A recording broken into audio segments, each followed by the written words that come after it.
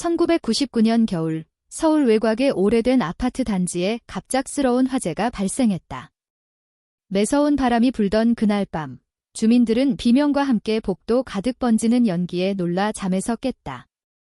소방차 사이렌 소리가 울리며 구조대가 들이닥쳤고 사람들은 서둘러 대피했지만 불길은 이미 한 세대를 집어삼키고 있었다. 몇 시간의 사투 끝에야 화염은 잦아들었다. 그러나 그 속에서 소방관들이 발견한 것은 형체가 무너져 내린 가재도구와 함께 불에 그을린 한 남자의 시신이었다. 그의 손목에는 낡은 은빛 손목시계가 채워져 있었다. 열기에 의해 유리 표면은 갈라져 있었지만 시계바늘은 여전히 또렷이 보였다. 더 기이한 것은 그 시계의 바늘이 정확히 0시 15분에 멈춰 있었다는 점이었다. 기록에 따르면 바로 그 시간이 불이 시작된 것으로 추정되었다. 우연이라 치부하기에는 섬뜩한 일치였다. 마치 시계가 그 순간을 증언하듯 시간은 더 이상 앞으로 나아가지 못하고 정지해버린 것이었다. 수사관들은 이 작은 물건이 단순한 장신구가 아니라 어쩌면 사건의 진실을 열쇠처럼 쥐고 있는 단서일지 모른다고 직감했다. 사망자는 한재호, 47살의 남성이었다. 그는 한때 대형 건설사에서 이사직까지 지낸 유능한 사업가였으나 몇 년 전부터는 세상과 거리를 두고 홀로 살아온 인물이었다. 기록에 따르면 1990년대 초반 대규모 부동산 개발 사업을 추진하다가 돌연 계약을 파기하고 회사에서 사직했다. 언론은 그가 뇌물 사건이나 횡령에 연루되었다고 보도했지만 뚜렷한 증거는 나오지 않았다. 결국 그는 은퇴를 선택했고 이후로는 자취를 감추듯 사람들 앞에 거의 나타나지 않았다. 그의 이웃들은 그를 조용하지만 어딘가 불안한 그림자를 가진 남자라고 기억했다. 특히 이상했던 건 매일 자정 무렵이면 베란다에 나와 손목시계를 바라보며 무언가 중얼거린다는 것이었다. 자정. 모든 건 자정에 시작된다 라고 울조리는 그의 목소리를 들었다는 증언도 있었다. 주민들에게는 기이한 습관 정도로 여겨졌지만 지금 와서는 소름 끼치는 복선처럼 다가왔다. 현장을 조사한 경찰은 몇 가지 수상한 점을 발견했다. 우선 화재의 원인은 누전이나 가스 폭발이 아니었다. 화재 감식반은 의도적으로 불을 지른 흔적이 있다는 결론을 내렸다. 더구나 아파트 현관문은 바깥에서 잠겨 있었기에 피해자가 스스로 탈출할 수 없었다는 사실도 드러났다. 그가 들고 있던 낡은 지갑 속에는 불에 그을린 작은 메모지가 들어 있었다. 거기에는 알아보기 힘든 글씨로 단 한 줄이 적혀 있었다. S-15. 이것이 무엇을 의미하는지는 누구도 알 수 없었다. 경찰은 회사와 관련된 기록을 뒤졌다. 오래전 그가 근무했던 건설사에서 제스-15라는 명칭을 찾을 수 있었는데 그것은 과거 회사 본사 지하 창고에 있던 비밀문서 보관실의 코드명이었다. 하지만 이미 10여 년 전에 철거된 곳이었다. 사건을 담당한 수사관은 혹시라도 생전에 누군가 그를 협박했거나 과거의 비리를 무마하려던 흔적이 아닌가 의심했다. 하지만 회사 측은 관련 문서는 모두 폐기됐다고만 대답했고 더 이상의 단서는 나오지 않았다. 이웃 주민 중 한 명은 화재 발생 직전 아파트 복도를 서성이는 낯선 남자를 목격했다고 진술했다. 그는 검은 모자를 깊게 눌러쓰고 있었고 곧장 계단을 내려갔다. 그러나 아쉽게도 CCTV는 바로 그 시간대에 작동하지 않았다. 관리실 기록에 따르면 카메라는 0시부터 0시 30분까지 전원이 꺼져 있었다. 단순한 고장이었을까? 아니면 누군가 의도적으로 끄는 것일까? 며칠 뒤, 유족이 장례를 치르던 날 그의 아들은 기자에게 충격적인 이야기를 전했다. 화재 이틀 전 아버지가 전화를 걸어왔다고 한다. 만약 내가 무슨 일이 생기면 시계를 찾아라. 모든 진실은 거기에 있다. 처음에는 말도 안 되는 유언처럼 들렸지만 아들이 경찰에 시계를 다시 검증해달라고 요청하자 놀라운 사실이 드러났다. 시계는 단순한 손목시계가 아니었다. 정밀 조사를 해보니 뒷면에 작은 은폐 장치가 있었고 그 안에서 불에 그을린 또 다른 쪽지가 발견되었다. 거기에는 이렇게 적혀 있었다. 나를 배신한 자. 15층에 있다. 문장은 불길의 절반 이상 타버려 정확히 읽을 수는 없었지만 배신과 15층이라는 단어는 분명했다. 문제는 그가 근무하던 건설사 본사가 바로 15층짜리 건물이었고 그 최상층에서 과거의 비밀 회의가 이루어졌다는 소문이 있었다는 점이다. 이로써 사건은 단순 화재가 아니라 과거와 얽힌 복잡한 음모의 가능성을 드러내기 시작했다.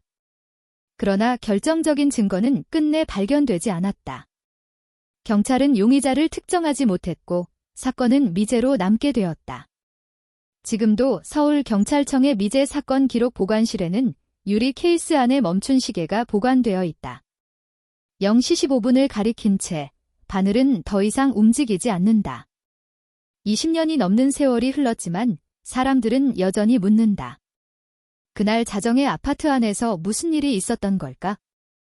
S-15가 가리키는 것은 무엇이며 그가 지키려 했던 진실은 무엇이었을까? 시계는 대답하지 않는다. 다만 그날 밤 불길 속에서 멈춘 순간을 끝없이 반복할 뿐이다. 마치 누군가가 그 시간을 영원히 묶어두려 한 것처럼 자정은 여전히 풀리지 않은 비밀로 남아있다. 불길이 사그라든 아파트 현장은 새까맣게 그을린 잔해와 타다 남은 냄새로 가득했다. 소방관들이 철수한 뒤 경찰 수사팀이 조심스레 현장에 들어섰다. 불에 녹아내린 가전제품, 형체를 알아볼 수 없을 만큼 뒤엉킨 가구들, 벽지조차 벗겨져 콘크리트 뼈대가 드러난 거실은 마치 시간을 초월한 폐허 같았다.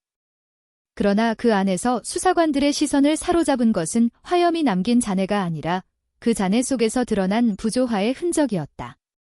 먼저 화재 원인에 대한 감식 결과가 이상했다. 보통 이런 오래된 아파트에서 불이 나면 누전이나 가스 누출이 가장 흔한 원인으로 꼽히지만 이번에는 달랐다. 전기 배선은 과열의 흔적이 없었고 가스 배관도 온전했다. 그 어디에서도 폭발 흔적은 발견되지 않았다. 그 대신 방 한가운데 바닥에는 희미하지만 확실히 인화성 액체가 퍼진 자국이 남아있었다.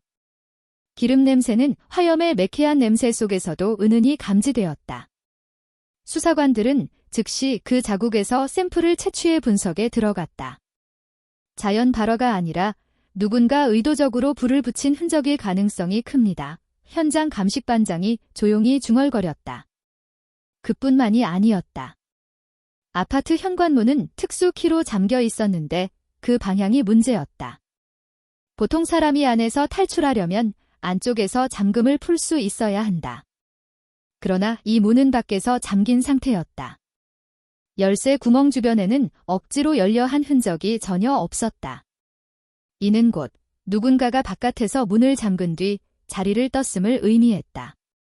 피해자는 스스로 빠져나올 수 없는 덫 안에 갇혀 있었던 셈이다. 수사팀 내부에는 잠시 정적이 흘렀다. 그렇다면 이건 단순 화재 사고가 아닐지도 몰라요. 누군가 일부러 가둔 겁니다. 한 형사가 무겁게 말했다. 수사관들은 곧바로 피해자의 유품을 수거하기 시작했다. 불길에 그을려 검게 탄 소지품들 사이에서 의외의 물건 하나가 발견되었다. 바로 피해자의 양복상의 안주머니 속이었다. 검게 그을린 천 속에서 작은 종이 조각이 나왔다. 종이는 이미 반쯤 타들어가 있었고 잿빛가루로 바스러질 듯 위태로웠다. 그러나 가까스로 알아볼 수 있는 글자가 남아 있었다. 그것은 단 몇 개의 문자였다. S-15. 글씨는 급히 끄적인 듯 삐뚤빼뚤했고 글자마다 눌린 자국이 깊었다. 마치 절박하게 흔적을 남기려 한 듯한 필체였다. 수사관들은 잠시 종이를 돌려보며 무슨 의미인지 추측했지만 즉각적인 해석은 불가능했다. 이름일 수도, 코드일 수도, 혹은 단순히 의미 없는 낙서일 수도 있었다. 그러나 이상한 점은 종이가 발견된 위치였다. 메모는 지갑 속에 정리된 상태가 아니라 마치 마지막 순간에 급히 주머니에 찔러 넣은 것처럼 구겨져 있었다. 그 순간 수사팀 안에 다시 한번 정적이 흘렀다. 자연적인 화재라면 설명되지 않는 정황들이 점점 쌓여갔다. 화재의 흔적은 방화의 가능성을 강하게 시사했고 현관문은 피해자가 스스로 탈출할 수 없었다는 사실을 말해주었다. 그리고 마지막으로 의미를 알 수 없는 별표 Z-15 별표라는 문자. 모든 조각은 우연의 일치라고 보기에는 지나치게 기묘했다. 만약 이게 단순한 사고가 아니라면 누군가 일부러 불을 낸 거겠죠? 그리고 피해자가 죽기 전에 남긴 이 글자는 우리에게 남긴 마지막 신호일 수도 있습니다. 수사팀장의 목소리는 낮고 단호했다. 경찰은 불길 속에서 건져낸 메모 S-15라는 세 글자에 사로잡혔다. 그것은 너무 짧고 너무 단순했지만 동시에 뭔가 은밀한 암호처럼 보였다. 피해자가 마지막 순간에 남긴 흔적이라면 결코 우연일 수 없었다. 수사팀은 곧바로 이 문자를 중심으로 조사를 시작했다. 먼저 피해자의 일상과 관련된 흔적들을 살폈다. 그의 집에서 발견된 서류와 서적, 탁자 위에 남겨진 메모지들, 컴퓨터 하드디스크까지 샅샅이 조사했지만 Z-15라는 표현은 어디에서도 나오지 않았다. 전화번호부에도, 이메일 기록에도, 은행 계좌에도 단서가 없었다. 경찰은 혹시 알파벳과 숫자가 특정 위치나 사건을 의미하는 코드일 수 있다고 추정했다. 그 무렵 피해자의 아들이 경찰서에 찾아왔다. 그는 아버지의 죽음을 믿을 수 없다는 표정으로 떨리는 목소리로 말했다. 아버지는 늘 같은 말을 하셨어요. 과거는 묻히지 않는다. 언젠가 반드시 드러난다. 무슨 뜻인지는 몰랐습니다. 그런데 이 메모? 혹시 아버지가 두려워했던 무언가와 관련 있는 건 아닐까요? 아들의 말에 수사관들은 피해자의 과거로 눈을 돌렸다. 그는 1990년대 초반 대형 건설사에서 임원으로 일했다가 갑자기 사직한 인물이었다. 공식 기록상 그는 개인 사정으로 퇴직했다고 하지만 그 시기에 회사를 둘러싸고 비밀스러운 사건이 있었다는 소문이 돌았다. 대규모 재개발 사업, 그리고 사라진 계약 문서들. 일부 언론은 내부 고발자가 있었다는 추측을 보도했지만 증거가 없어 곧 묻혀버린 이야기였다. 경찰은 회사와의 관련성을 추적하기 위해 오래된 자료들을 다시 들여다보았다. 그러던 중 한 수사관이 오래된 신문 기사에서 눈에 띄는 단어를 발견했다. 보안구역 S-15. 그것은 당시 피해자가 근무하던 회사 본사 건물의 지하에 위치했던 문서, 보관실의 코드명이었다. 혹시 이게 그 보관실을 의미하는 건 아닐까요? 수사관이 말하자 팀장도 고개를 끄덕였다. 회사 내부 문서나 기밀을 관리하던 곳이라면 피해자가 마지막 순간에 Z-15를 남긴 이유가 설명될 수 있었다. 그러나 문제는 그 보관실이 이미 10여 년 전에 폐쇄되었고 건물 자체도 리모델링으로 구조가 크게 바뀌었다는 점이었다. 게다가 당시 회사 고위층 대부분은 은퇴했거나 행방을 알 수 없었다. 기록을 확보하는 일은 쉽지 않았다. 경찰은 직접 회사를 찾아가 조사에 나섰다. 하지만 회사 측은 강경했다. S-15라는 명칭은 오래된 내부 코드일 뿐이며 현재는 아무런 의미도 없다는 대답뿐이었다. 자료 제공 요구에도 회사는 짐이 모두 폐기되었다는 말만 반복했다. 수사관들은 벽에 부딪혔다. 그 와중에 이웃 주민들의 증언이 추가로 들어왔다. 사건 당일 화재가 나기 직전에 아파트 복도에서 낯선 남자를 보았다는 것이다. 그는 검은 모자를 깊게 눌러쓰고 있었고 얼굴은 제대로 보이지 않았지만 뭔가 불안한 기운을 풍겼다고 한다. 목격자가 기억하기로는 그는 0시 무렵 계단을 내려갔고 곧이어 화재 경보가 울렸다고 했다. 그러나 아파트 CCTV는 그 시간대에 작동하지 않았다. 관리실 기록을 확인한 결과 카메라는 정확히 0시부터 0시 30분까지 전원이 꺼져 있었다. 기묘한 우연이었다. 단순한 고장이라기에는 너무 사건 발생 시각과 맞아떨어졌다. 누군가 일부러 전원을 끊었을 가능성이 있습니다. 수사관은 중얼거렸다.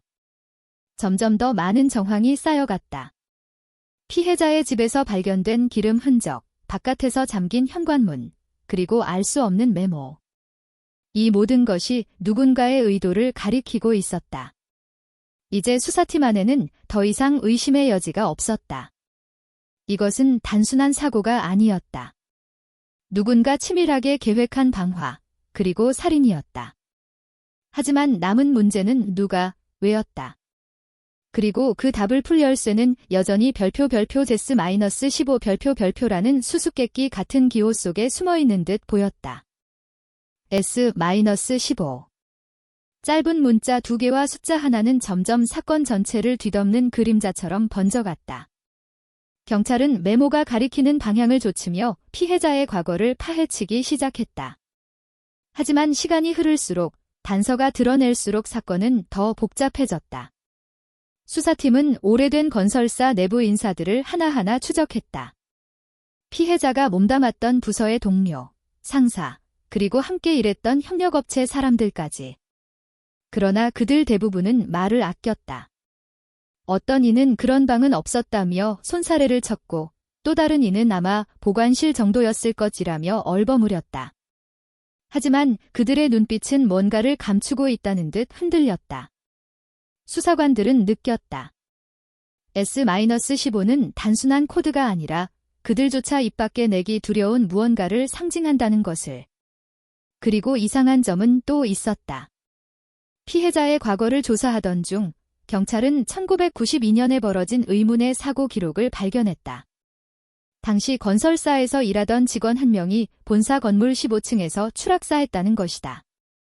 공식 발표는 단순한 사고사였지만 주변 사람들은 그가 회사의 비리를 알고 있었다고 수군거렸다. 게다가 그가 마지막으로 근무했던 부서의 기록 파일명 역시 제스-15로 표시되어 있었다. 혹시 피해자가 남긴 메모는 그 옛날 사건을 가리키는 건 아닐까? 한 수사관의 말에 팀장은 깊은 침묵에 빠졌다. 만약 그렇다면 피해자가 불길 속에서 끝내 전하려 한 것은 단순한 방번호가 아니라 과거에 묻힌 진실이었을지도 모른다. 그 무렵 경찰은 또 다른 단서를 입수했다. 피해자가 화재 발생 사흘 전 누군가와 통화한 기록이 있었다. 발신자는 이름이 없는 공중전화였다. 통화 시간은 고작 47초. 녹취 기록은 남아있지 않았지만 피해자의 아들이 증언했다. 그날 아버지가 전화를 끊고 나서 제게 말씀하셨어요. 오래 묻어둔 진실이 결국 드러나려는 것 같다. 하지만 그들이 날 가만두지 않을 거다. 그들은 누구였을까? 경찰은 피해자가 생전에 두려워했던 세력이 있었음을 직감했다. 그는 아마도 오래전부터 자신을 감시하고 협박해온 누군가로부터 벗어나지 못하고 있었던 것이다. 그리고 불길은 어쩌면 그들이 그의 입을 영원히 막기 위해 벌인 일이었을지도 모른다. 하지만 여전히 구체적인 증거는 없었다. 회사는 완강히 문을 닫고 과거 기록은 대부분 사라졌다. 살아남은 증인들은 입을 다물었고 CCTV마저 사건 직전 꺼졌다. 모든 것은 마치 보이지 않는 손이 치밀하게 조종한 듯 맞물려 있었다. 수사팀은 언론 발표를 앞두고 난처했다. 단순 화재 사고라고 결론을 내리기에는 너무 많은 모순이 있었다. 그러나 타살이라 규정하려면 증거가 부족했다. 결국 사건은 별표 방화의 가능성을 배제할 수 없는 미제 별표라는 애매한 문장으로 기록되었다. 그러나 수사관들 사이에서는 하나의 공통된 직감이 남았다. 피해자가 마지막 순간 주머니에 남긴 제스-15. 그것은 결코 우연한 낙서가 아니었다. 그것은 죽음을 무릅쓰고라도 남기려 한 절규 같은 증언이었다. 사건은 그렇게 봉인되었다. 그러나 경찰청 기록 보관실 한켠에는 여전히 불에 그을린 시계와 함께 그 메모가 고스란히 보관되어 있다. 시계 바늘은 자정 15분을 가리킨 채 멈춰 있고 메모는 반쯤 타다 남은 흔적만을 보여준다. 사람들은 속삭인다. 혹시 그날 불길은 단순한 화재가 아니라 과거의 어둠을 지우려는 누군가의 손길이 아니었을까? 그리고 또 묻는다. 만약 그 메모가 완전히 불타지 않았다면 우리는 지금 무엇을 알게 되었을까? 진실은 여전히 어둠 속에 묻혀 있다. 하지만 확실한 것은 단 하나. 피해자가 마지막으로 세상에 남긴 작은 쪽지는 지금도 이 사건이 단순한 화재가 아니었음을 말해주고 있다는 사실이다. 한재호 47세 건설사 임원 출신 경찰 기록에 적힌 그의 신상은 단 몇 줄로 요약되었지만 그의 삶은 훨씬 복잡하고 무거운 그림자로 얼룩져 있었다. 시간을 거슬러 올라가면 그는 1990년대 초반 한국 경제가 거품처럼 팽창하던 시절 대형 건설사에서 떠오르는 샛별이었다. 해외 유학파 출신은 아니었지만 특유의 집요함과 전략적인 판단력으로 수많은 프로젝트를 성공시켰다. 회의실에서 그의 이름이 오르내릴 때마다 동료들은 존경과 질투가 뒤섞인 시선으로 그를 바라보았다. 그의 인생이 정점에 달한 순간은 1990년 여름이었다. 회사가 야심차게 추진하던 대규모 부동산 개발 프로젝트의 실무 총괄로 참여하게 된 것이다. 수도권 외곽의 허허벌판을 신도시로 탈바꿈시키는 이 계획은 단순한 사업을 넘어 국가적 차원의 상징이자 권력과 자본이 얽힌 거대한 무대였다. 수천억 원이 오갔고 정치권과 재계의 인맥들이 촘촘히 얽혀 있었다. 당시 언론은 이 프로젝트를 한국건설업의 새로운 시대를 여는 도전이라 치켜세웠다. 그리고 한재호는 그 중심에서 활약했다. 그는 매일같이 현장을 오가며 설계도와 계약서를 붙잡고 밤을 새웠다. 주변 사람들은 그를 철저한 남자라 불렀다. 하지만 누구도 알지 못했다. 그의 내면에 드리워진 불안과 갈등의 그림자를. 프로젝트가 본격적으로 궤도에 오르려던 어느 날 그는 돌연 모든 것을 포기했다. 회사는 이유를 공개하지 않았다. 단지 개인 사정으로 인한 사직이라는 짧은 공지만 남겼다. 그러나 업계와 언론은 가만히 있지 않았다. 곧 수많은 소문이 쏟아졌다. 그가 정치권 인사에게 뇌물을 건넸다가 발각된 모양이다. 아니다. 오히려 그가 내부의 비리를 폭로하려다 보복을 당한 거라더라. 사채에 손을 댔다가 빚더미에 앉았다고 하던데. 소문은 소문을 낳았고 진실은 안개 속에 묻혔다. 언론은 잠시 호들갑을 떨다가 곧 다른 이슈로 떠밀려갔고 사람들은 그의 이름을 잊었다. 그러나 한재호의 인생은 그 순간부터 급격히 기울기 시작했다. 회사를 나온 뒤 그는 철저히 세상과 거리를 두었다. 한때 수십 명의 직원을 지휘하고 권력자들과 식탁을 나누던 그는 이제 낡은 아파트 단지의 작은 방에서 홀로 살아갔다. 번듯한 양복 대신 헐거운 셔츠를 걸쳤고 정오가 지나서야 겨우 문 밖에 나가 우유 한 병을 사오는 것이 일상이었다. 이웃들에게 그는 별표 조용하지만 어딘가 음울한 남자 별표로 기억되었다. 아이들이 엘리베이터에서 마주치면 슬며시 눈을 피했고 어른들도 그와 긴 대화를 나누려 하지 않았다. 하지만 아무도 그를 미워하지는 않았다. 그는 그저 자기만의 그림자 속에서 살아가는 듯 보였다. 그의 손목에는 늘 낡은 은빛 시계가 채워져 있었다. 사람들은 그것이 단순한 습관이라고 생각했지만 사실 그 시계는 특별한 의미를 지니고 있었다. 그것은 생전에 아내가 마지막으로 건네준 생일 선물이었다. 오래전 병으로 세상을 떠난 아내는 그 시계를 그의 손목에 직접 채워주며 말했다. 이건 언제나 당신과 함께 시간을 걸어줄 거예요. 그날 이후 시계는 그의 삶에서 유일하게 남은 애착의 대상이 되었다. 세상과 단절된 삶 속에서도 그는 매일 그 시계를 닦았고 배터리가 다하면 서둘러 교체했다. 시계가 멈추는 것은 곧 아내와의 연결이 끊어지는 것과 같았기 때문이다. 그런데 이상한 습관이 하나 있었다. 그는 매일 자정 무렵이면 어김없이 베란다에 나가 시계를 들여다보곤 했다. 시침과 분침이 정확히 12시를 가리키는 순간 그는 천천히 고개를 들어 어두운 거리 아래를 바라보았다. 그리고 낮게, 그러나 분명하게 중얼거렸다. 자정. 모든 건 자정에서 시작된다. 이웃들은 그 모습을 몇 번이고 목격했다. 처음에는 단순한 괴벽으로 여겼지만 시간이 흐를수록 그 장면은 기묘한 불안감을 자아냈다. 마치 그가 매일 자정을 기다리는 이유가 단순한 습관이 아니라 어떤 비밀스러운 약속이자 과거의 망령과 맺은 의식처럼 보였기 때문이다. 그는 무엇을 기다리고 있었던 걸까? 왜 매일 자정이 되면 시계를 바라보며 그렇게 말했을까? 그 질문의 답은 아직 아무도 모른다. 하지만 분명한 것은 그의 과거에 감춰진 비밀이 자정이라는 시간과 그리고 그 시계와 깊이 얽혀 있다는 사실이었다. 한재호가 프로젝트에서 물러나던 시기는 겉으로는 개인적인 선택처럼 보였지만 실상은 훨씬 복잡하고 어두운 내막이 숨어 있었다. 그가 몸담았던 건설업계는 이미 정경유착과 비리로 얼룩져 있었다. 당시 회사는 특정 정치 세력과 깊은 관계를 맺고 있었고 대규모 개발 사업은 단순한 경제 프로젝트가 아니라 막대한 자금 세탁과 권력 거래의 장으로 활용되곤 했다. 회의실에서는 설계도와 수익률이 오갔지만 뒤편의 술자리에서는 뇌물 봉투와 비밀 약속이 오갔다.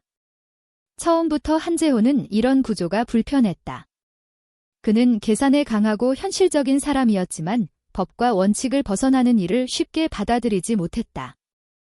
특히 사업 과정에서 수많은 서민들이 강제 철거로 삶의 터전을 잃는 모습을 보면서 갈등은 더욱 커졌다. 현장에서 울부짖는 노인들과 눈물 흘리는 아이들을 보며 그는 자주 침묵에 잠겼다. 그러나 동료들은 그에게 이렇게 말했다. 한 이사님, 너무 감정에 휘둘리면 안 됩니다. 이건 비즈니스예요. 법적으로 문제 없게 서류만 맞추면 됩니다. 다른 건 신경 쓰지 마세요. 그의 이상과 현실은 점점 충돌하기 시작했다. 그 무렵 회사 내부에서는 거대한 암투가 벌어지고 있었다. 프로젝트 이권을 둘러싸고 여러 임원들이 보이지 않는 싸움을 이어갔다. 일부는 정치 자금을 마련하기 위해 분양가를 조작했고 일부는 협력업체 선정 과정에서 거액의 리베이트를 챙겼다. 한재호는 그런 흐름에 휩쓸리기를 거부했지만 동시에 혼자 모든 것을 막아낼 힘도 없었다. 결정적인 사건은 어느 날 밤 고위 간부들과의 비공식 회의 자리에서 일어났다. 술잔이 오가던 그 자리에서 한 간부가 은근히 그에게 봉투 하나를 내밀었다. 이건 필요한 자금이에요. 알아서 처리해 주시면 됩니다.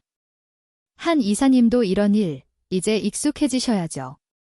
그 순간 그는 깊은 회의감에 빠졌다. 봉투 속에는 현금이 빼곡히 들어 있었다.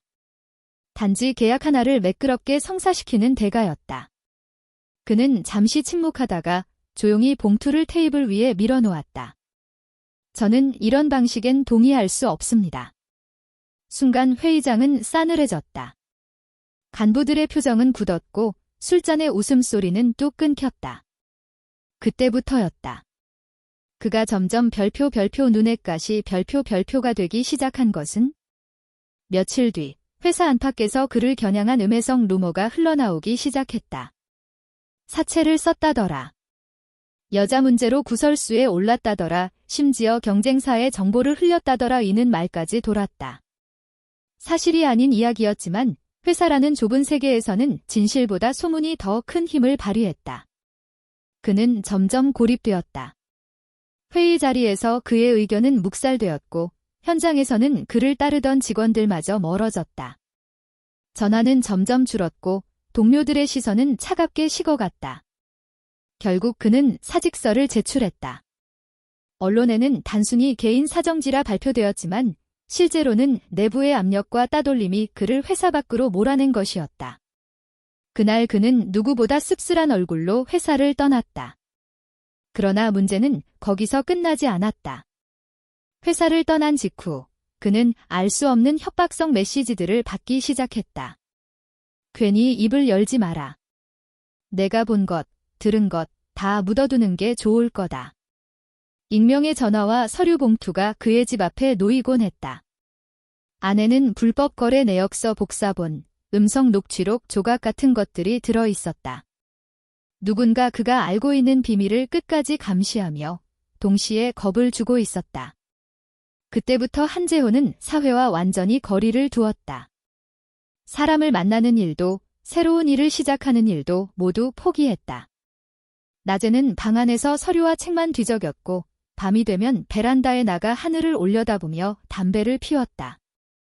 그리고 꼭 자정이 되면 아내가 남긴 은빛 시계를 확인했다. 자정. 모든 건 자정에서 시작됐다. 그의 이 말은 단순한 습관이 아니라 어쩌면 과거에 목격한 어떤 결정적인 사건과 연결되어 있었을지도 모른다. 자정이라는 시간은 그에게 죄책감과 공포, 그리고 잊지 못할 기억을 불러오는 순간이었다. 세상은 그를 잊었지만 그는 과거의 그림자 속에서 단 한 발자국도 벗어나지 못하고 있었다. 시간은 흘렀다. 세상은 2000년을 앞두고 들떠 있었지만 한재호의 삶은 그와는 전혀 다른 방향으로 흘러가고 있었다. 그는 더 이상 사업가도 사회적 인물도 아니었다. 그냥 서울 외곽의 낡은 아파트에 홀로 사는 고독한 중년 남자일 뿐이었다. 이웃들은 처음에는 그를 알아보지 못했다.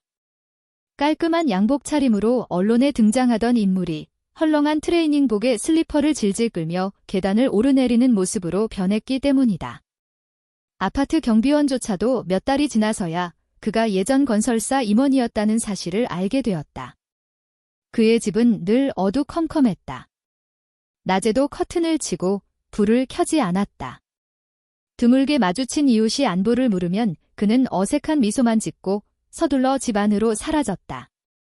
집 안에서는 자주 전화 통화 소리가 들렸는데 대부분 목소리를 낮춘 채 속삭이듯 이야기했다. 그리고 곧이어 긴 침묵이 이어졌다.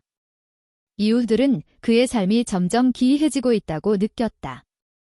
특히 한 가지 습관은 사람들에게 강렬한 인상을 남겼다. 그는 매일 밤 꼭 자정이 되면 발코니로 나왔다. 손에는 늘 은빛 시계가 들려 있었고 시선은 아파트 앞 도로로 향해 있었다. 마치 누군가를 기다리는 사람 같았어요. 옆집 아주머니는 나중에 경찰에게 이렇게 증언했다. 가만히 도로를 내려다보다가 종종 혼잣말을 중얼거리곤 했죠. 정확히 기억은 안 나지만 자정. 모든 건 자정에서 시작됐어. 그런 말이었어요. 그의 혼잣말은 단순한 습관이 아니었다. 그것은 마치 과거의 어느 결정적인 순간에 스스로 묶여버린 듯한 강박 같았다. 때때로 그는 급히 집을 나가 공중전화를 사용하는 모습도 목격되었다. 휴대전화가 보편화되던 시절이었지만 그는 끝내 개인 휴대전화를 갖지 않았다. 공중전화 부스에서 전화를 걸 때마다 그는 주위를 두리번거리며 누군가가 자신을 따라오는지 확인하곤 했다. 전화를 걸고 난 뒤에는 한참 동안 부스에 서서 창밖을 응시했다. 마치 통화 상대방보다 보이지 않는 청취자를 더 의식하는 듯한 행동이었다. 그의 불안은 이웃들에게도 전해졌다. 아랫집 학생은 밤마다 천장에서 들려오는 발자국 소리 때문에 잠을 이루지 못했다고 했다. 계속 왔다 갔다 하셨어요. 가끔은 갑자기 벽을 두드리는 소리도 났고요. 무슨 악몽이라도 꾸신 건지 새벽 2, 3시에 고함치는 소리도 들렸어요. 그런가 하면 우체통에는 항상 신문과 전단지가 쌓여 있었다. 하지만 정작 중요한 편지나 고지서는 사라지곤 했다. 누군가 몰래 우편물을 가져간 것 같다는 소문이 돌았다. 몇몇 주민들은 한재호가 무언가에 감시당하고 있다고 확신했다. 그러나 정작 그는 경찰에 도움을 요청하지 않았다. 이유는 알 수 없었다. 혹시 과거에 엮인 사람들을 두려워했는지 아니면 경찰마저 믿을 수 없다고 생각했는지. 다만 분명한 것은 그는 점점 더 폐쇄적인 인물로 변해가고 있었다는 사실이었다. 그러던 어느 날 한재호는 아파트 복도에서 이웃 아이와 마주쳤다. 아이는 호기심 가득한 눈으로 그의 손목을 바라보았다. 오래된 은빛 시계가 빛나고 있었기 때문이다. 아이가 멋있어요. 라고 말하자 그는 잠시 웃음을 지었다. 그러나 곧 표정이 어두워지며 작은 목소리로 중얼거렸다. 이 시계가 모든 걸 기억하고 있지? 아이에게는 그 말이 이해되지 않았다. 하지만 나중에 이웃들은 그 말을 떠올리며 오싹함을 느꼈다고 한다. 그렇게 그의 말년은 두려움과 고립 속에서 흘러갔다. 낮에는 숨죽이고 밤에는 자정의 그림자와 마주하는 삶. 그는 무엇을 그렇게 경계했을까? 누구를 기다리고 있었던 걸까? 그리고 마침내 1999년 겨울. 자정을 조금 넘긴 시각, 그의 아파트에서 화염이 솟구쳤다. 불길은 모든 것을 삼켜버렸고 그와 함께 은빛 시계마저 불에 그을려 멈췄다. 시계 바늘이 멈춘 시간은 0시 15분. 그의 삶과 죽음, 그리고 과거의 비밀은 그 순간 하나로 겹쳐졌다. 사건을 맡은 형사팀은 불길 속에서 멈춰버린 은빛 시계를 가장 먼저 주목했다. 겉보기엔 그저 오래된 시계였지만 유리에는 금이가 있었고 화염의 흔적이 깊게 새겨져 있었다. 그러나 놀랍게도 내부 기계는 완전히 파손되지 않았다. 전문가들이 분석한 결과 시계는 0시 15분에 멈췄다는 사실이 입증되었다. 처음에는 단순히 불길 때문에 멈췄다고 여겨졌다. 그러나 곧 경찰은 이 시계가 그저 소모품이 아니라 특별한 제작 이력을 가진 물건임을 알게 되었다. 제조사를 통해 확인한 결과 이 모델은 1985년에 한정판으로 출시된 제품이었다. 전 세계에 단 50점만 판매되었고 그중 상당수는 한국에 들어왔다. 가격은 당시 기준으로도 상당히 비쌌으며 주로 정치인이나 고위 공무원, 대기업 임원들이 구입했다. 시계 하나가 단순한 장신구가 아니라 일종의 지위와 권력의 상징이었던 셈이다. 이 시계를 소유했다는 건 적어도 그가 과거에 단순한 평범한 회사원이 아니었다는 걸 의미하지. 시계의 출처를 조사하던 형사는 그렇게 말했다. 실제로 기록을 추적하던 경찰은 놀라운 사실을 발견했다.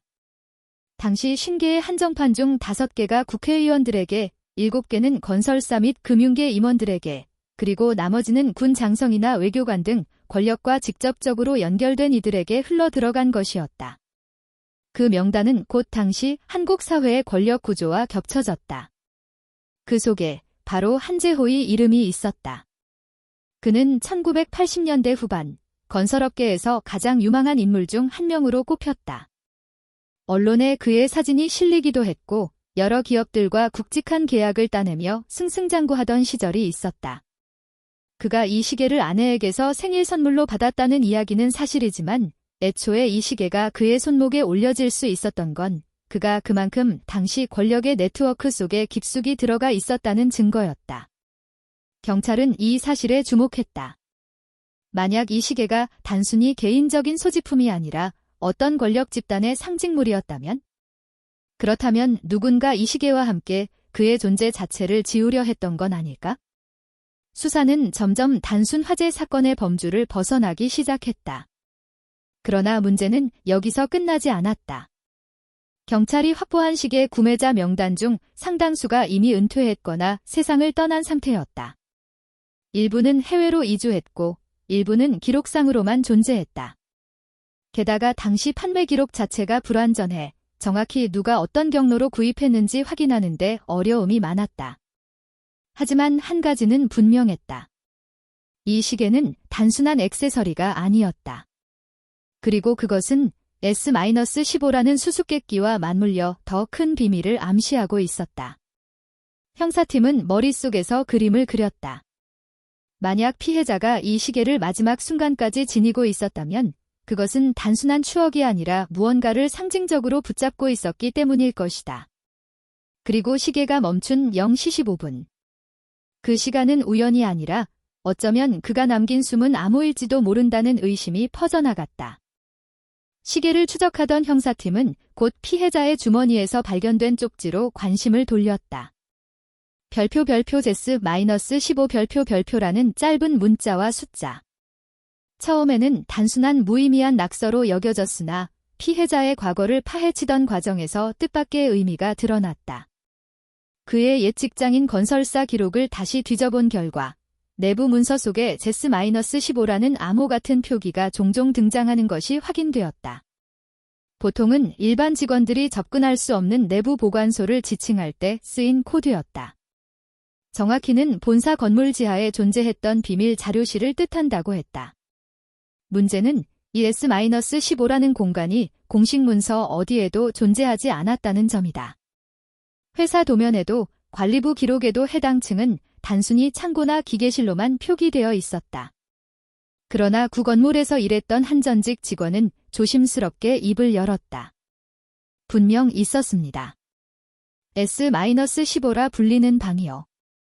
지하 2층 구석에 작은 철문이 있었죠. 평소엔 굳게 잠겨 있었고 소수의 간부들만 출입할 수 있었습니다. 거기엔 보통 사람들이 알면 안 되는 서류들이 보관된다고 소문이 났습니다. 그 증언은 형사들의 의심을 확신으로 바꾸었다. 피해자가 마지막 순간까지 붙잡으려 했던 메시지는 바로 그 비밀 보관소와 관련된 것이었다. 어쩌면 그는 화재 직전까지도 과거에 그 방에서 보았던 치명적인 무언가를 떠올리고 있었던 것이다. 경찰은 즉시 해당 건물을 찾아가 조사에 나섰다. 하지만 건물은 이미 몇 차례 리모델링을 거친 상태였고 지하 2층 구조는 크게 바뀌어 있었다. 문제의 제스-15방이 있었다는 자리에는 지금은 단순한 주차장 벽과 환기구만이 자리하고 있었다. 이 자리에 분명히 방이 있었습니다. 전직 직원이 벽을 두드리며 말했다. 철문이 여기 있었죠. 안쪽은 어떤지 본 적은 없지만 늘 누군가 드나들고 있었어요. 그러나 현장 조사 결과 그 방은 이미 흔적도 없이 철거된 뒤였다.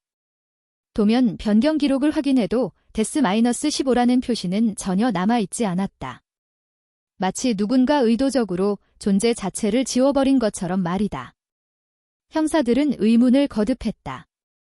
왜 피해자는 마지막 순간 굳이 제스-15를 언급했을까? 그것은 단순한 장소 이름이 아니었다. 오히려 과거에 은폐된 비밀, 그리고 그 비밀이 여전히 현재와 연결되어 있음을 의미하는 신호 같았다. 더구나 수상한 점은 또 있었다. 회사 내부 문서 일부에서 제스-15라는 표기가 발견되었지만 해당 문서들은 대부분 어느 시점을 기점으로 대거 사라져 있었다. 사라진 시점은 공교롭게도 피해자가 회사를 떠난 직후였다. 그가 회사를 나간 게 단순한 압박 때문만은 아닐 수 있어요. 어쩌면 그는 S-15 안에서 어떤 진실을 목격했고 그 때문에 쫓기듯 회사를 떠난 걸지도 모릅니다. 수사팀장은 회의석상에서 그렇게 말했다. 하지만 결정적인 증거는 나오지 않았다. 회사는 이미 새로운 소유주로 넘어갔고 옛 경영진은 대부분 은퇴하거나 해외로 떠난 상태였다. S-15. 그런 건 애초에 없었다. 그들의 대답은 늘 같았다. 그러나 형사들은 느낄 수 있었다. 모두가 같은 거짓말을 하고 있다는 것을. 벽 속에 묻힌 방, 지워진 기록, 그리고 피해자가 마지막으로 남긴 짧은 암호. 그것은 분명 과거의 거대한 비밀과 연결되어 있었다.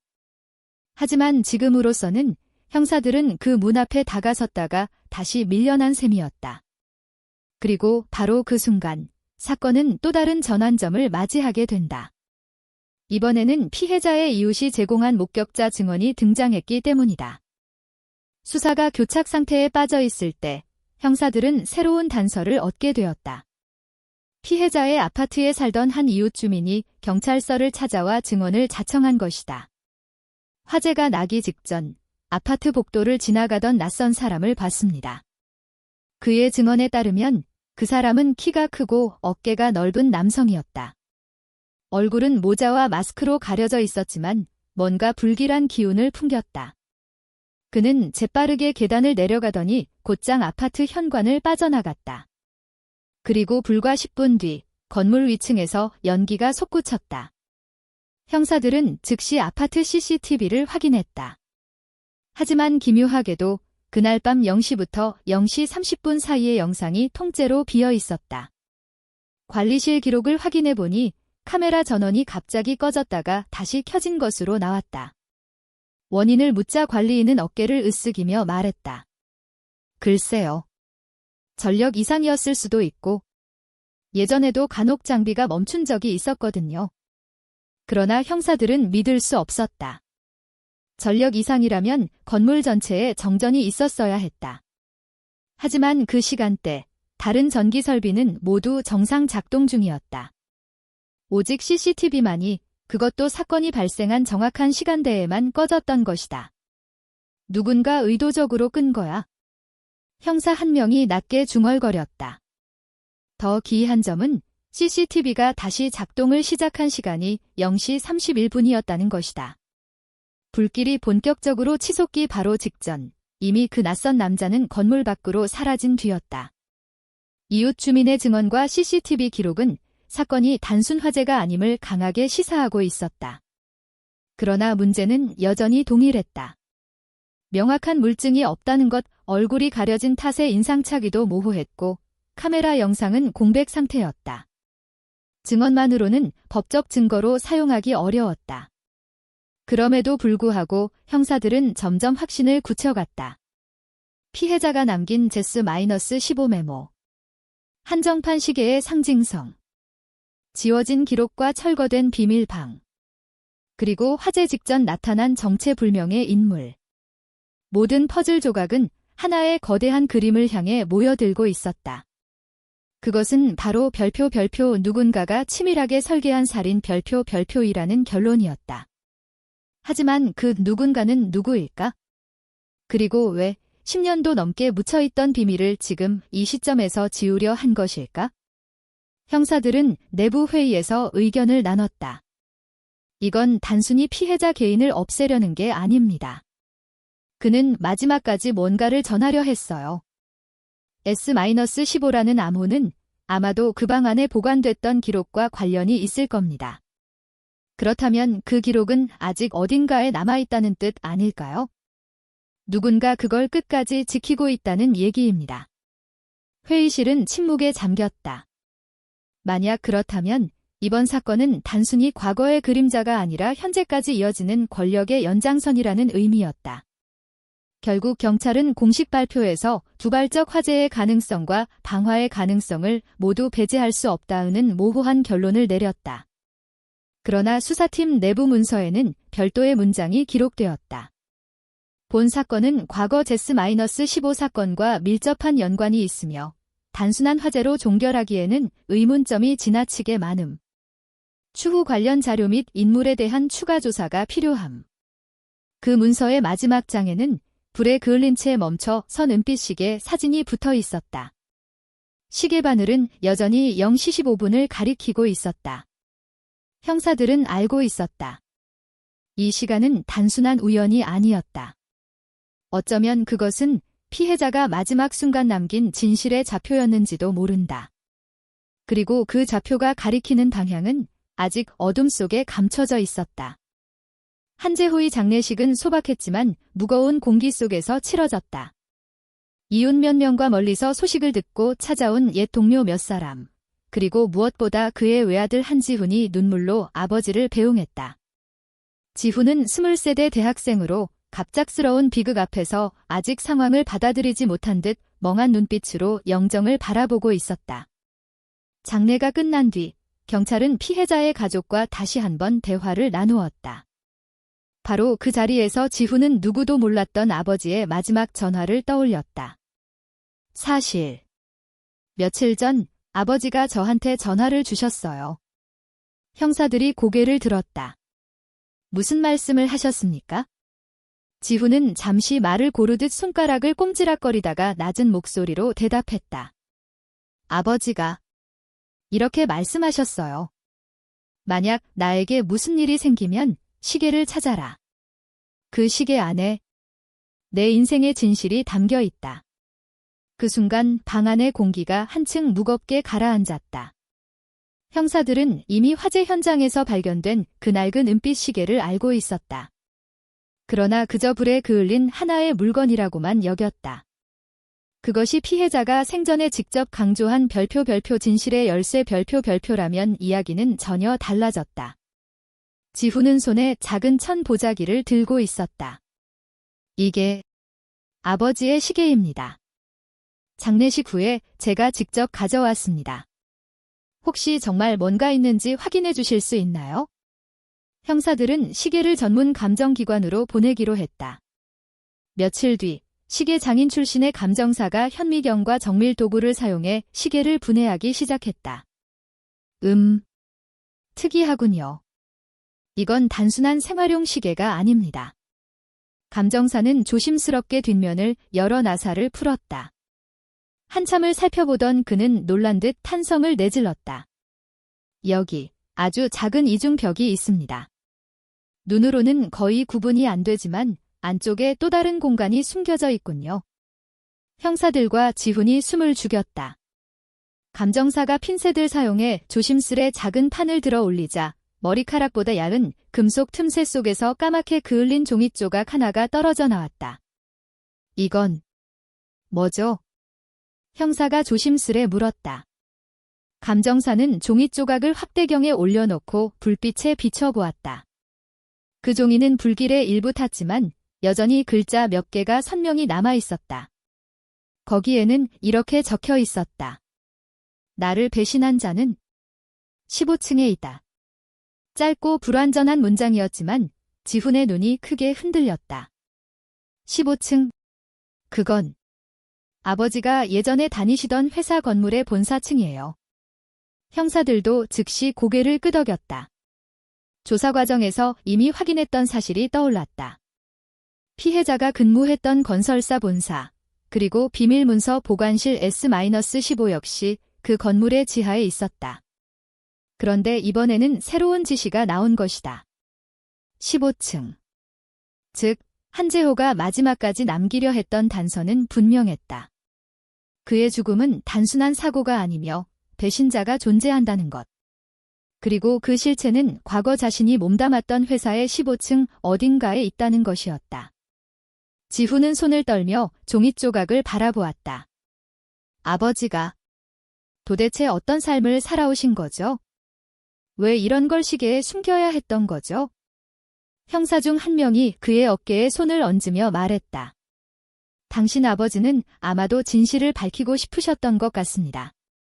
하지만 그 힘이 너무 거대했기에 직접 말로는 전할 수 없었던 거겠지요.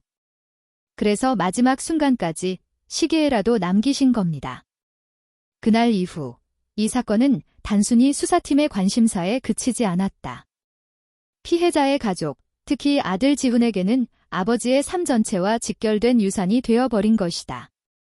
불에 탄 종이 조각이 감정실 책상 위에 올려져 있던 순간 방 안은 숨조차 제대로 쉴 수 없을 만큼 긴장감에 휩싸였다. 그 작은 문, 나를 배신한 자는 15층에 있다. 이 문장은 너무도 짧고 불완전했지만 동시에 모든 의혹의 방향을 단숨에 뒤흔들 만한 힘을 갖고 있었다. 형사들은 서로 눈빛을 교환했다. 그리고 마침내 팀장을 맡고 있던 중년의 형사가 낮은 목소리로 말했다. 15층이라. 그건 단순한 위치가 아니야? 분명히 특정인을 가리키는 은유일 수도 있지. 하지만 지훈은 고개를 저었다. 아니에요. 아버지는 늘 직접적인 말씀을 하셨어요. 아마 정말로 회사 본사 15층을 의미하실 거예요. 그의 눈빛에는 흔들림 없는 확신이 담겨 있었다. 아버지가 생전에 보여주던 습관, 말투, 그리고 그가 남긴 여러 암시들이 지훈의 기억 속에 하나하나 떠올랐기 때문이었다. 아버지는 늘 모든 것은 건물 안에 남아있다고 하셨어요. 회사가 세운 건물, 그 안에서 잃은 것과 숨긴 것이 있다고. 형사들은 다시 본사 건물의 구조도를 꺼내 들었다. 15층은 고위 임원진의 사무실이 몰려있던 구역이었다. 특히 당시 이사회 회장실과 주요 비밀 문서, 보관 캐비닛이 그 층에 있었다는 사실이 드러났다. 즉, 피해자는 과거 동료 중 누군가에게 배신당했다고 생각한 거군. 형사 한 명이 중얼거렸다.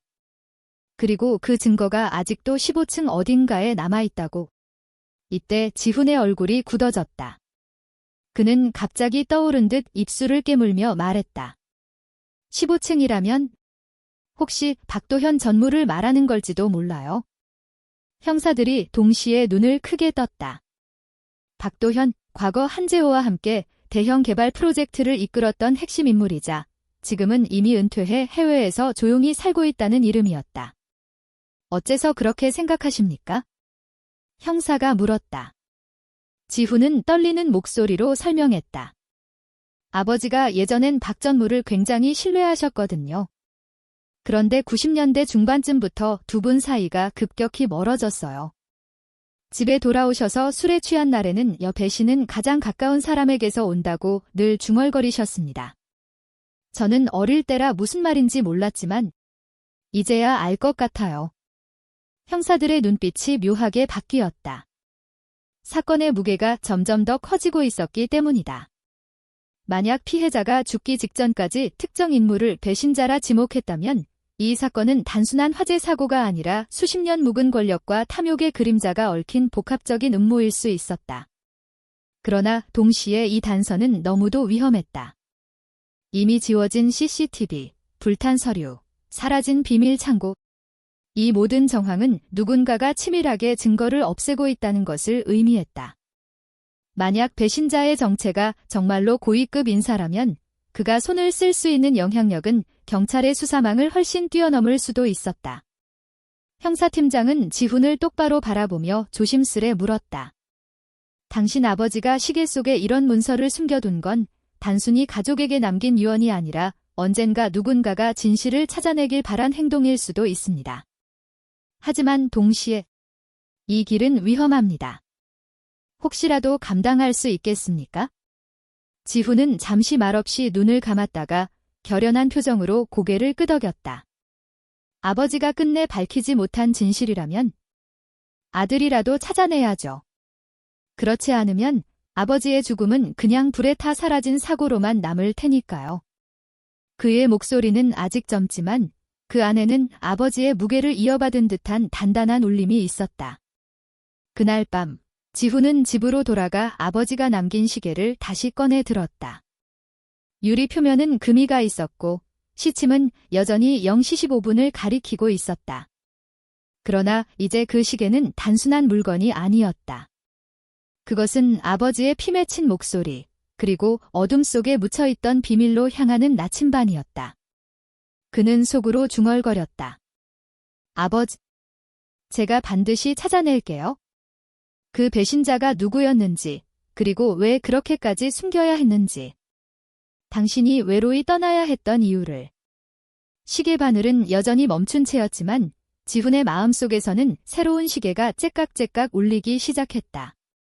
그것은 바로 진실을 향한 시간의 카운트다운이었다. 그날 밤 지훈은 잠을 이루지 못했다. 아버지가 남긴 시계를 손에 쥔 채 반복해서 0시 15분을 바라보았다. 그 숫자는 단순한 시간 표시가 아니었다. 그것은 아버지가 살아있는 동안 겪었던 배신과 고통, 그리고 결코 공개되지 못한 진실로 향하는 열쇠였다. 다음 날, 지훈은 곧장 형사들과 만나 15층으로 향했다. 엘리베이터는 느리게 올라갔지만 그의 마음은 초조함과 긴장감으로 미칠 듯 뛰었다. 한 층씩 올라갈 때마다 아버지와 나눈 지난 기억들이 하나씩 떠올랐다. 어린 시절, 아버지가 들려주던 경고, 회사에서 돌아오신 날의 긴 한숨, 그리고 무엇보다 그 시계에 담긴 의미까지. 15층에 도착했을 때 공기는 싸늘했다. 사무실 문들은 이미 오래전에 폐쇄된 상태였고 바닥은 먼지와 낙엽으로 덮여 있었다. 그러나 지훈의 눈은 예리하게 방안을 훑었다. 아버지가 남긴 문서, 사진, 혹은 사인 하나라도 남아있을 수 있다는 생각이 그의 가슴을 뛰게 만들었다. 그 순간 지훈은 바닥 모서리에 놓인 작은 금속 상자를 발견했다. 먼지가 쌓여 있었지만 시계 안에서 발견한 것과 같은 은빛 반짝임이 보였다. 손을 떨며 상자를 열자 그 안에는 낡고 구겨진 서류 몇 장과 낡은 사인펜이 들어 있었다. 하지만 무엇보다 그의 시선을 사로잡은 것은 한 장의 사진이었다. 사진 속에는 아버지와 한 남자가 나란히 서 있었고 그 남자의 눈빛은 차갑고 의심스러웠다. 바로 박도현 전무였다. 지훈은 숨을 삼켰다. 마음속에서는 수많은 의문과 감정이 교차했다. 아버지가 왜 박전무를 가리켰는지, 그리고 왜 이 모든 단서를 시계 안에 숨겨두었는지. 그 답은 이제 눈앞의 문서와 사진 안에 숨어 있었다. 그는 조심스레 문서를 펼쳤다. 낡은 종이에는 아버지의 붉게 번진 필체로 적힌 내용이 있었다. 박도현, 당신이 나를 배신했다. 1995년 그 계약과 프로젝트 모두 당신의 음모였다. 나는 진실을 증명할 방법을 찾았지만 당신의 영향력 때문에 공개하지 못했다. 하지만 시간이 되면 반드시 밝혀질 것이다. 지훈, 이 시계를 찾는 순간 모든 것은 내 손에 달렸다. 지훈은 문서를 붙잡은 채 벽에 기대어 숨을 고르며 아버지의 목소리를 떠올렸다. 그 목소리는 이제 종이와 시계를 통해 자신의 마음속에 울리고 있었다. 배신자, 권력, 그리고 오랜 세월 덮여있던 진실. 모든 것이 드러나기 직전이었다. 그때 방 안의 공기가 이상하게 달라지는 것을 느꼈다. 문득 사무실 구석에서 소리 없는 발자국 소리가 들려왔다. 지훈은 몸을 굳혔다. 누군가가 2층에 남아 있었다. 그 순간 그는 깨달았다. 아버지가 남긴 단서는 단순히 과거를 기록하기 위한 것이 아니라 살아있는 누군가에게 도전장을 던지는 의미였음을. 그림자 속에서 한 인물이 천천히 모습을 드러냈다. 박도현이었다. 여전히 날카로운 눈빛으로 지훈을 응시하며 차가운 목소리로 말했다. 드디어 찾았군, 시계와 종이를. 하지만 내가 생각하는 것처럼 모든 진실을 드러낼 수 있을까? 지훈의 심장은 요동쳤다. 동시에 그 안에는 분노, 슬픔, 그리고 아버지를 향한 복수심이 한꺼번에 밀려왔다. 그는 떨리는 손으로 시계를 들어 올렸다. 시계 안에 숨겨진 작은 종이 조각, 아버지의 마지막 메시지, 그리고 사진 속 증거. 모든 것이 지금 이 순간 박전무 앞에서 살아 숨쉬고 있었다. 아버지가 원하신 것은 진실입니다. 당신이 감춘 모든 걸 밝히는 것. 이제 제가 그 역할을 이어받겠습니다. 지훈의 목소리는 떨렸지만 단호했다. 눈앞에 선 박전무는 잠시 놀란 듯 눈을 깜빡였다. 그 순간 지훈의 마음속에서 오래된 시간들이 다시 움직이기 시작했다. 시계는 멈춰 있었지만 그는 아버지의 뜻을 이어받아 앞으로 나아가야 했다. 0시 15분에 멈춘 시계처럼 과거는 이미 고정되어 있었지만 지금 그는 그 과거와 맞서 싸울 수 있는 순간에 서 있었다. 이날 밤 15층의 사무실은 단순한 폐허가 아니었다. 그것은 아버지의 고통과 진실이 깃든 신성한 장소였고 지훈은 그 장소에서 자신의 운명을 직면했다. 모든 감정이 최고조에 이른 순간 그는 결심했다. 아버지의 죽음 뒤에 숨겨진 배신과 음모를 반드시 밝혀내겠다고. 그리고 시계와 종이, 사진이 남긴 단서를 따라 진실을 세상에 드러낼 준비를 시작했다. 그 순간 밖에서는 겨울바람이 창문 틈으로 스며들어 방 안의 긴장을 더욱 날카롭게 만들었다. 0시 15분. 멈춰있던 시계 바늘 아래 지훈의 심장은 과거와 현재, 그리고 미래가 얽힌 긴 이야기를 향해 뛰기 시작했다. 한재호 사건은 공식적으로 미해결 사건으로 기록되었다. 경찰 조사 기록과 증거물은 남아있었지만 직접적인 범인 증거는 발견되지 않았다. 박도현 전무에 대한 의심은 여전히 남아있었지만 그 또한 명확하게 연관 지을 수 있는 증거가 부족했다. CCTV가 꺼진 0시부터 0시 30분까지의 시간, 그리고 아버지가 남긴 시계 안에 작은 종이 조각, 모든 단서는 퍼즐 조각처럼 남았지만 완전한 그림을 그리기에는 너무 부족했다. 사람들은 여전히 Z-15와 15층의 비밀에 대해 이야기한다. 단순한 숫자와 층수 같지만 한재호가 마지막으로 남긴 메시지를 따라가다 보면 이 모든 것이 복잡하게 얽힌 권력과 배신, 그리고 숨겨진 진실과 연결되어 있음을 알 수 있다. 그러나 그것이 정확히 무엇인지는 여전히 미궁 속이다. 경찰은 시계를 포함한 모든 증거물을 철저히 보관하고 있으며 시계는 지금도 경찰 증거창고에서 봉인된 채 잠들어 있다. 시계는 단순한 물건이 아니다. 그것은 한재호의 생애와 고통, 그리고 미해결된 사건의 상징이 되었다. 시계의 바늘은 0시 15분에서 멈춰 있다. 그 시간은 사건이 시작된 순간이자 한재호의 마지막 숨과 맞물린 시간이다. 경찰과 사건을 기억하는 사람들은 말한다. 만약 누군가가 그 시계를 완전히 해독할 수 있다면 한재호의 죽음에 숨겨진 진실이 드러날 것이다. 그러나 아무도 그 해답에 도달하지 못했다. 세월이 흘러 사건은 사람들의 기억 속에서 점점 희미해졌다. 주변 사람들조차 이 사건을 이야기하기를 꺼려했고 언론에서도 잠시 관심을 가진 후 새로운 사건으로 관심을 돌렸다. 하지만 한재호 사건의 미스터리는 여전히 사람들의 마음 한구석에 작은 불씨처럼 남아있었다. 누군가 시계를 다시 들여다보면 그 순간 모든 퍼즐이 맞춰질 것이라는 희망도 남아있었다. 그 시계는 단순히 시간만 알려주는 도구가 아니었다.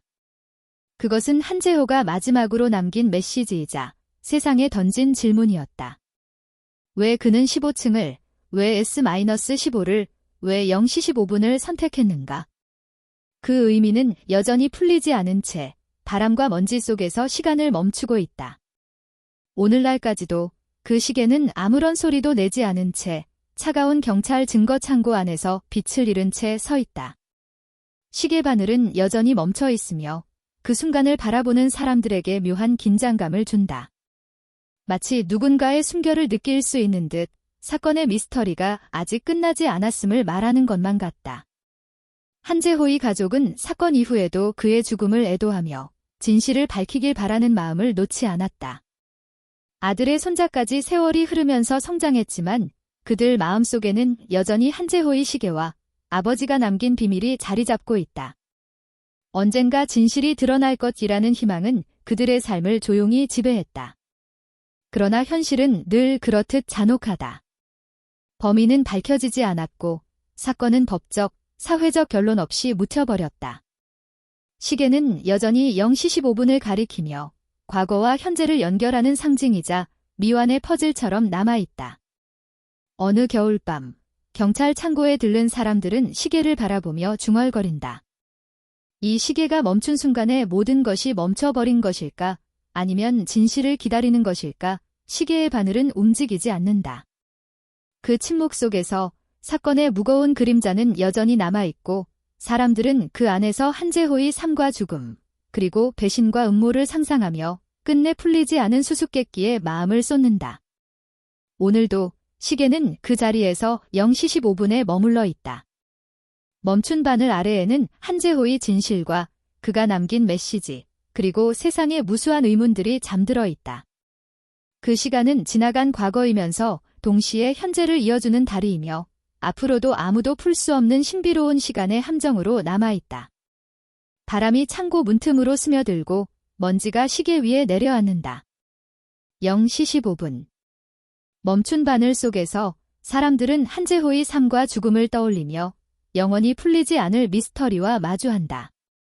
시계는 말이 없지만 그 침묵 속에서 오히려 더 큰 이야기를 전하고 있다. 과연 누군가 언젠가 이 시계의 비밀을 밝혀낼 날이 올 것인가? 오래된 증거 창고 안에서 시계는 오늘도 멈춘 채 시간을 견디며 서 있다. 한재호 사건의 마지막 흔적, 그리고 0시 15분의 신비로운 순간은 앞으로도 영원히 사람들의 마음속에서 질문으로 남을 것이다.